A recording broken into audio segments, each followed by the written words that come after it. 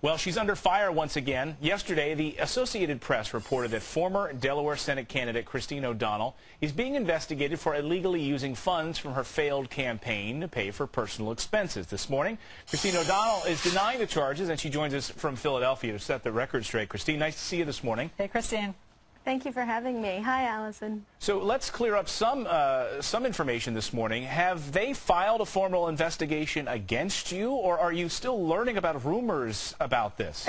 You know, I find it awfully suspicious that the Associated Press was tipped off before I or my lawyer or my campaign has received any notice from any legitimate organization pursuing this. It appears that this is the same Crew complaint, trumped up charges by the left-wing, George Soros-funded Crew organization. The charges are led by Melanie Sloan, who's a former Biden staffer, where they're using a so-called credible witness who is a disgruntled volunteer as their star witness, who's become so obsessed with this whole thing that he's resorted to posting pornographic comments about me on Facebook. So, you know, it appears that this is just the same thug tactics that they've been using for months to discredit this anti-establishment movement that's gaining more and more strength and putting but do you have any evidence to suggest, you mentioned, Christine, you mentioned the Vice President, you mentioned Vice President Biden, obviously one of the largest political forces in Delaware as possibly behind this. Do you have any evidence to suggest that the Vice President made a phone call perhaps and got this FBI investigation started? No, not necessarily the Vice President, but for sure, look at who's behind the two complaints that have been filed with the FEC.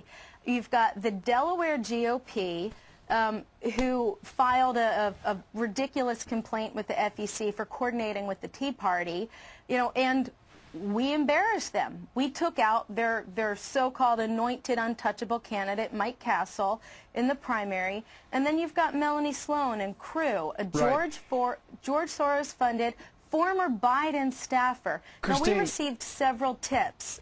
I'm sorry, go ahead. Sorry to interrupt. These go back to 2006, these accusations. Let's just set the record straight. Yeah. Have you ever used campaign money for personal use? No, there's never been any misappropriation of or misuse of campaign funds. And if anything does materialize from these rumors, we will continue to fully cooperate with any investigation as we have with the FEC complaints, because we've taken every step, every measure to make sure that we are in full compliance with all of the very complicated rules and regulations, and we've got the best attorney and best compliance firm working with us. So, you know, I'm not afraid of any investigation, politically motivated or not. And when you say Crew, just so the viewers know, it's the Citizens for Responsibility and Ethics in Washington. They say that they are a nonpartisan watchdog group, and that these two former campaign aides of yours reached out to them because they saw this abuse. What they say is that you used part of your really vast war chest. You did bring in $7.3 million, which of course was groundbreaking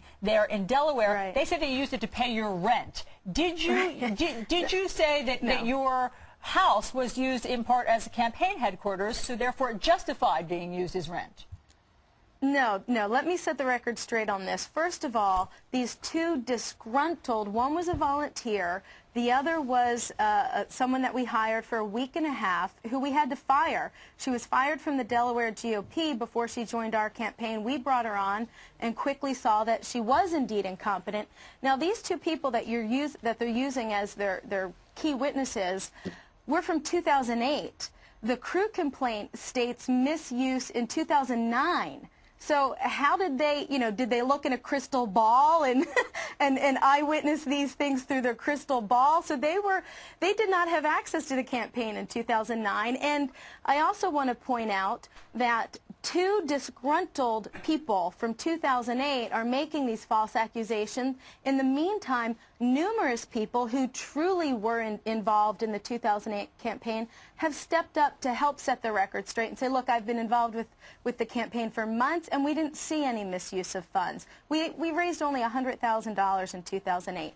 Now, regarding the whole thing that's been taken out of context about the rent, the current campaign rents a townhouse to use as our campaign headquarters.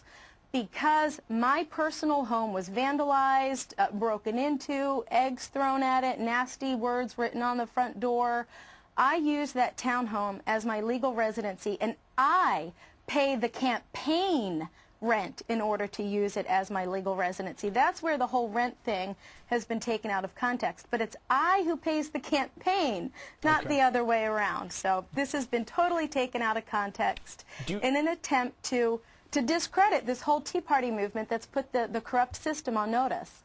All right, Christine O'Donnell, thank you for joining us this morning and trying to get your side of the story out there. We appreciate it. And please keep us up to date if you actually do hear of a formal investigation.